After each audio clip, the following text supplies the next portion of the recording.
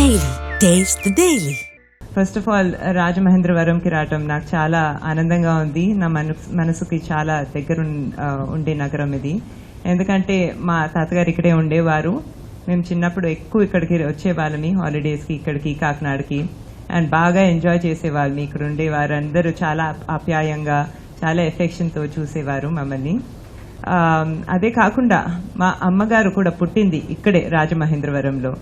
So ఒక children's and mothers care హాస్పిటల్ని అమ్మగారు పుట్టిన నగరంలో ఇనాగ్రేట్ చేయటం నాకు ఎంతో ఆనందంగా ఉంది. సెకండ్ ప్రయారిటీ మా సన్ అండి and family for sure. Prioritization అనేది చాలా important, especially for working moms. And people like rainbow make it easy for us. వాళ్ళు ఉన్నారు. కొన్ని రోజులు దేవాంశ్ కొన్నిసార్లు యాక్చువల్లీ వర్క్లో బిజీగా ఉండేసరికి, ట్రావెల్ చేసేసరికి, నేను అందుబాటులో లేకపోయేసరికి అతను వెళ్ళిపోయేవాడు రెయిన్బో హాస్పిటల్కి. అంత కాన్ఫిడెన్స్తో ట్రీట్మెంట్ పొందుతామండి. So I think my second priority is my family after my work.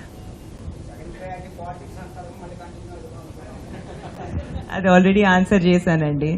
మా బిజినెస్ ద్వారా మేము లక్షలాది మందికి న్యూట్రిషియస్ ఫుడ్ అందిస్తాము, యాజ్ వెల్ యాజ్ ఎంతో మంది ఫార్మర్స్ కి ఒక లైవ్లీహుడ్, ఎస్పెషలీ ఉమెన్ ఫార్మర్స్ కి అందిస్తాము. దానికన్నా సాటిస్ఫాక్షన్ ఏముంటుందండి.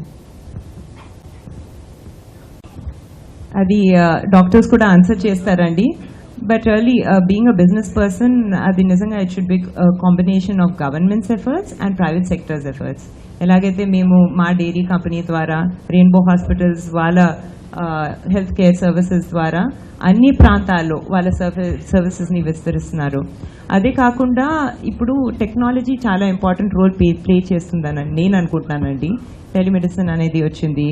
అలాగా చాలా టెక్నాలజీ ఎనేబుల్ సర్వీసెస్ చాలా వచ్చాయి.